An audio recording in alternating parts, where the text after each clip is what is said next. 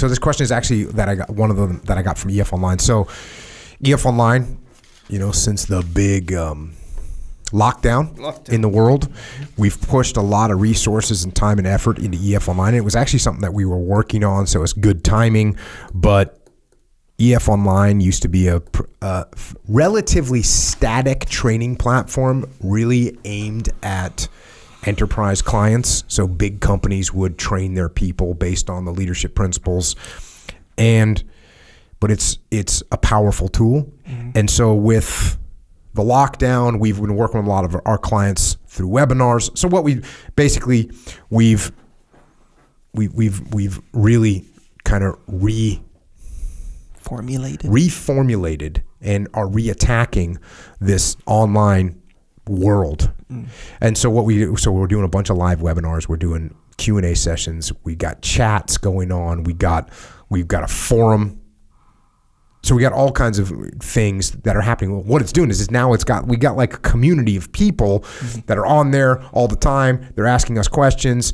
It's just awesome. And so one of the questions that I got asked was from a police officer who was basically talking about, he's got some complainers, or he was talking about one complainer in particular. And the question was, what advice do you have for dealing with that one officer on your team that is the Debbie Downer? They complain about everything. You know the one, no matter what you ask the team to do, that one guy or gal that sucks all the energy out of the room, the buzzkill. So I thought that this was a good question, and I thought it was a good question because everybody knows that everybody knows that person so much that there's a term for it, Debbie Downer. Right? There's a pre-existing term for that person that's complaining and being negative about everything. So and what's really cool about doing this stuff online is now, right now I'm reading the question. When I'm doing this, we're the person's there. Like we're talking face to, I mean, it's not face to face, but it's face to face because you're on the interwebs and I'm looking right at the person. They're looking right at me. And so it's very cool. You're having a conversation. The one thing that's negative about this podcast is, well, it's us reading our best interpretation of a question through the interwebs. Whereas EF Online, you can, they can actually clarify. You can talk. You can get details, and it makes it really cool. So back to this question, Debbie Downer. So leadership strategy and tactics. I talked about one of the solutions that I have for a lot of different leadership problems is actually putting people in charge. So you put somebody in charge of a mission, of a project, of a task, and they want to complain about it. Cool, they can complain about themselves because they're the one that's running it. So that's one option, and that option works a lot, right? Sometimes it might not work. Sometimes it might not be feasible. You can't take maybe a junior person and put them in charge of a giant project because it's just the way the responsibility has been doled out from the chain of command. You're not allowed to put Private Jackson in charge of or Private Debbie Downer in charge of something. So here's this is another option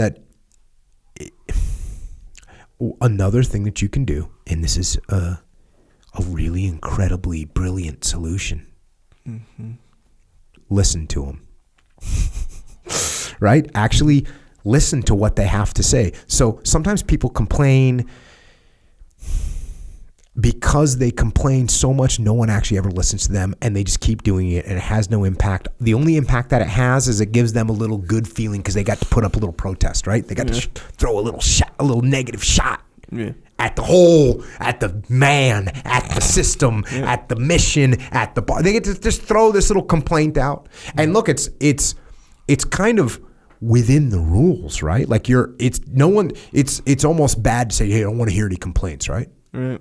So you complain and you get away with it. Yeah.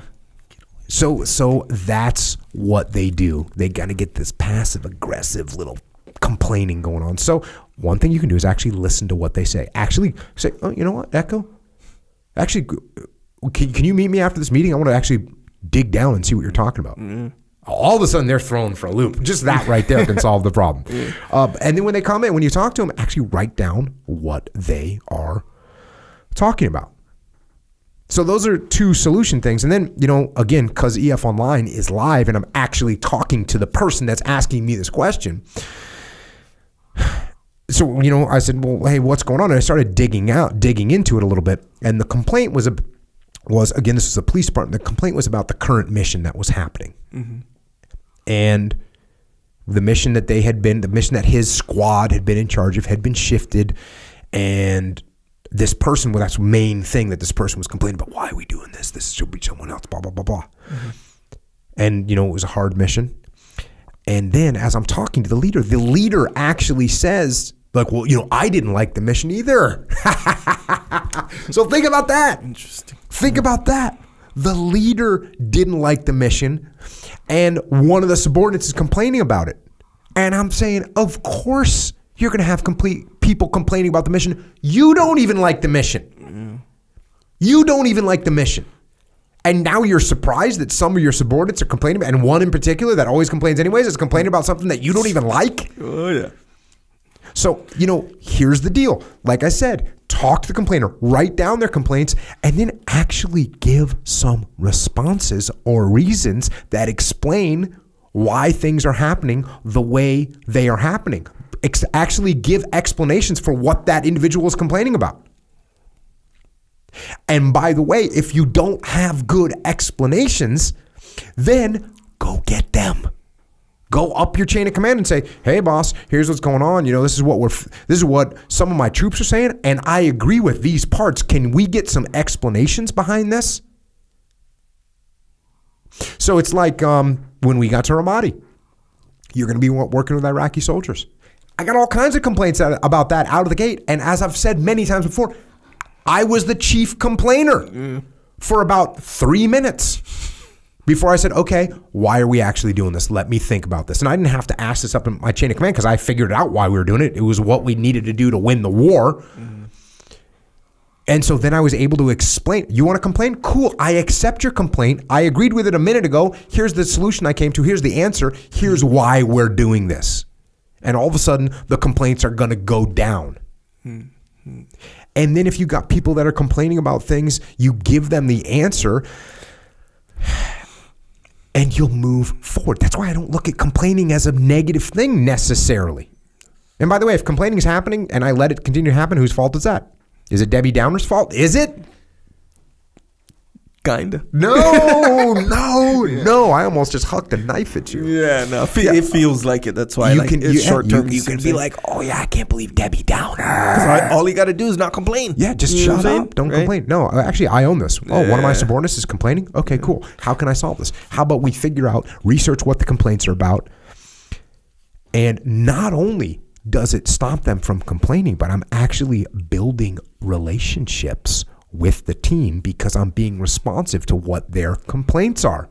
And when I do that, I make the team tighter and I make the operational capability of the team higher. And now we can do a better job accomplishing our mission. So when you get a complainer, try listening to what the complaints are.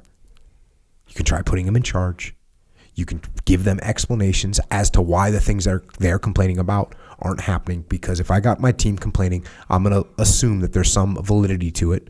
And if there's no validity to it, well then cool. You come to me with a complaint that's completely invalid and I show you, oh yeah, here's why your complaint's invalid because this, and this. So now you're complaining about something that is not true, right? You're not going to continue down that road. You're going to go, oh, I didn't realize that, boss.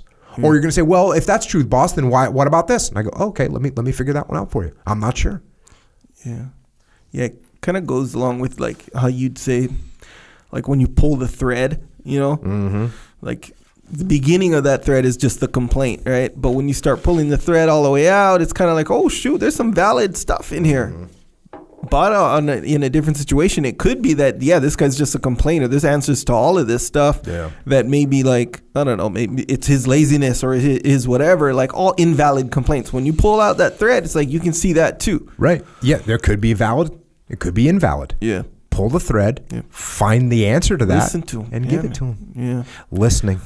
The most underrated tool of leadership, your ears. But you can kind of, I mean, it's not like so like ludicrous though, like to dismiss a complainer. It's not that, because you know, like how you said, everyone knows a Debbie Downer, and man, after a while the complaint can be valid or invalid. It's kind of like, man, you just complain so much, you just dismiss them already, you know. Yes. Literally like a Debbie Downer. I'm thinking but the only way to break them of that, they've gotten into that habit because their complaints don't have any they don't have any outcome. They don't have any result. The only thing they are is a little payoff. Yeah, a little pay. What's that thing? Oh, the little dopamine hit when I say, this is the dumbest mission we've ever done. Yeah. And that's it. It just makes me feel good. Everyone heard me. You know, everyone knows that I think this is dumb, and now I'm just going to continue going through the motions of whatever, but I'm being negative, I'm dragging other people down, but at least I got mine. Yeah. And the habit forms that, and you can break that habit. When someone goes, oh, this is the dumbest mission I've ever seen. Oh, hey, what part of the mission do you think is dumb? Let me, what part? Oh, let me get my notebook and write this down. Yeah. What do you got? You know, it's another thing on EF Online. I've been doing these leadership primers of saying, like, hey, here's a little thing to think about. Right? When you for the reason I use this word leadership primer. So Hackworth has a book called Vietnam Primer. Sure. To get people ready. It was written in like 68. Hell yeah. When guys were getting ready to go to Vietnam. Yeah. And so he wrote Vietnam Primer to give them a heads up, get them mind right, give them some good tips for how that to be ready to deploy. Well, think about this. Think if you were walking to your house and there was a bad guy in there. A criminal had broken in, and as soon as you walked in, he threw a punch at you, or he ran at you, or he was. Let's not go that. When you walked in, he's confronting you. Yeah. Think if 10 seconds before you walked in, you got the message that said, "Hey, when you walk in here, there's a bad guy in your house." Yeah. You would respond way better. Yeah. So the leadership primer.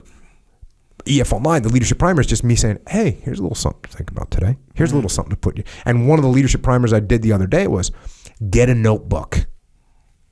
Get a notebook, a little notebook. Keep it in your pocket. When somebody tells you something, up the chain or down the chain of command, get out your notebook and write it down. Yeah. You know how powerful that is? Yeah. Think of it from either direction. Think of you're my subordinate and you tell me something and I get out my notebook and write it down. What are you thinking? Yeah. Like, dang, this guy cares. Yep. Now, what if you're my boss and you say, hey, Jocko, can you take care of X, Y, Z? And I go, yes, no problem, sir. And I get out my notebook and write it down. What are you thinking? Same thing. Now, your initial thought is like, of course, it's positive. I actually have to follow through. I can't just like take notebooks and throw them away every day, right?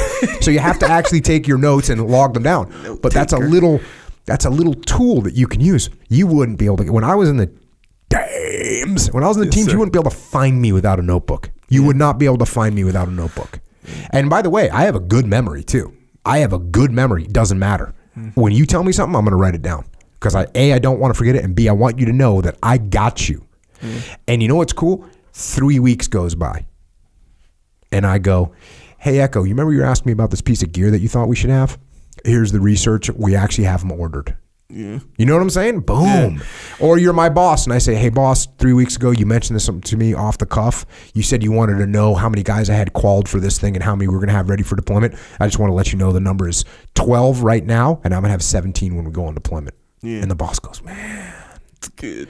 So what does that mean? Does that mean I'm kissing my boss's ass? No.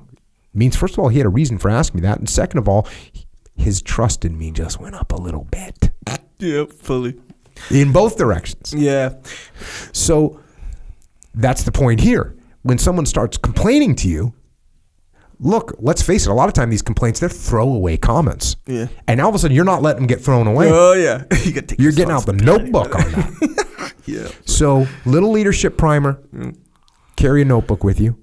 Something happens, write it down. And I actually, you could say, you could just get out your phone and go into the notes thing, but I kind of don't agree with that. Let's face it, when people pull out their phone, unless you go, hold on, if you're going to pull out your phone and make a note, in your phone. You got to tell them what you're doing. You got to say, hold on a second. Let me write that. Let me put that in my notes. Yeah. Because otherwise they think, oh, cool. I'm telling him a major problem I've got, and he's shooting a text. Yeah. Getting bored with it. He's checking the gram. So, yes, listen to your complaint. Well, overall, listen. When people have complaints, listen, dig down, pull the thread. Put them in charge. That's an option. But also listen, pull the thread, dig down, find the solution, find the reason, and explain it to them. Yeah. That note-taking thing, I can't help but, and this is just an extreme version of it, so which I think you kind of like almost implied a little bit there, where, you know how like on the movie, I don't know which one, all of them, I don't know, you have the little, you have the powerful boss walking around, and the little, note-taker taking everything, writing every little thing down, kind of thing. Don't be that guy writing everything down. No. Because it's kind of like, bro, this guy's just a weirdo. In fact, note-taker we're actually right writing down positive things, right? Now, I guess a complaint's not a positive thing, but it's positive that you're saying, oh, wait a second, there's a problem. There's something you don't understand. Cool. Yeah. Write this down. Yeah, important stuff, and it almost goes back to like opening your mouth to begin with, like you only say important stuff. Don't just blah, blah, blah all the time. Same thing with the note-taking almost kind of thing where if you're this, especially if you're a subordinate, right? Where it's like, oh yeah, let me take some notes on. And also, let me make this perfectly clear. You're not taking notes so that you can prove to them that you're listening. You're actually taking notes so you can log down what they're saying and you can pull the string on it either direction. Right. That's what you're doing. You're not doing it so, oh, cool, I'm going to make a good impression. No, you're doing it because it's going to make you do a better job so you can better support the guys above you and below you in the chain of command so that we can win. Bro, that's such a good point, because that's that caricature in the movie who's taking notes all, like the little subordinate taking too many notes. I knew guys that would write things down and never do anything with them. Yeah. I have less respect for you. Yeah, and that's what I'm saying. If and you write it down, man, I expect some action. Yeah. Right? I expect some action. Oh, yeah.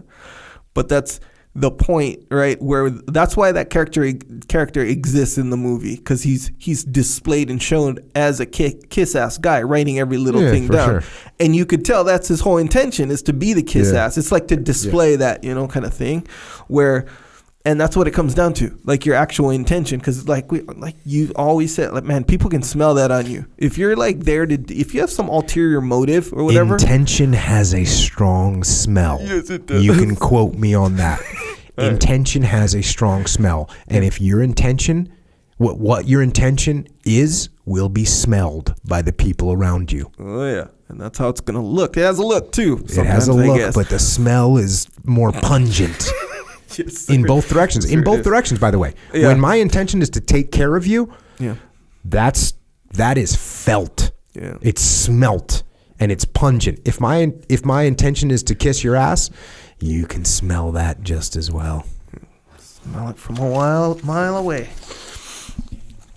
Cool. Yes, agree.